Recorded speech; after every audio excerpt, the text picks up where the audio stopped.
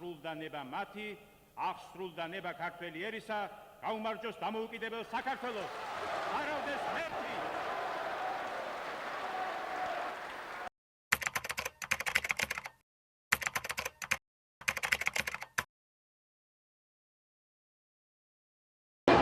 მაისი. ეს დღე ქართული ხალხისთვის განსაკუთრებულია, რადგან დღეს საქართველოს დამოუკიდებლობა აღინიშნება. საინტერესოა თუ რა გამოწვევები არსებობს დღეს საქართველოში და რას ფიქრობს საზოგადოება დამოუკიდებლობასთან დაკავშირებით. დამოუკიდებლობა ნიშნავს კონდეს საკუთარი წარსული, აწმყო და მომავალი. საკუთარი ენა, ნაციონალობა. თავარს ყველაფერს, იმიტომ რომ დამოუკიდებელი თუ არ იქნები, ვერანაირად ვერ შედგები ადამიანი, ვერც სულიერად, ვერც რა ვიცი, ვერაფრით. გილოცავთ ყველა ქართველს ამ ულამაზეს უნიშნავს დღეს. საზეიმო ღონისძიებები დედაქალაქის სხვადასხვა ლოკაციაზე გაიმართა. თავისუფლების მოედანზე და რუსთაველის გამზირზე სამხედრო ტექნიკა და სპეციალური აღჭურვილობა იყო გამოტანილი. მოქალაქეებს, განსაკუთრებით კი ბავშვებს, შესაძლებლობა ჰქონდათ მოედნებზე მისულიყვნენ და საკუთარი თვალით ენახათ თანამედროვე და ისტორიული სამხედრო ტექნიკა. ღონისძიებების გამო გადაკეტილი იყო თავისუფლების მოედანი და რუსთაველის გამზირი.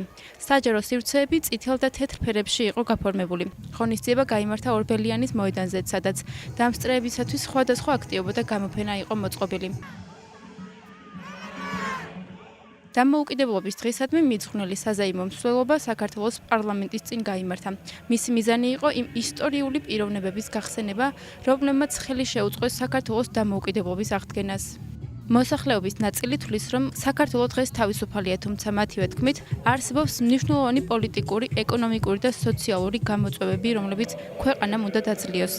რთული პერიოდი უდგას ჩვენს ქვეყანას, მაგრამ უნდა გავერთიანდეთ და ჩვენს ქვეყნის მომავლის მშენებლობაში ყველამ ერთად მივიღოთ ჩვენი მონაწილეობა.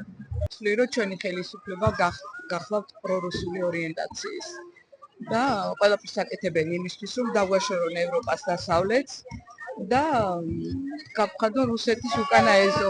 პირველი ეკონომიკური განვითარება და მერე სხვა დანარჩენი, იმიტომ რომ მაგაზე გადის ასე თქვათ, ფრონტის ხაზი თუ შეიძლება ვთქვათ, ეკონომიკურ განვითარებას. დამოუკიდებელი მაშინ თვითონ დაიწყოს აფხაზეთს და ოსეთს. დღის ბოლოს ღონისძიება საქართველოს სახელმწიფო ჰიმნით დასრულდა.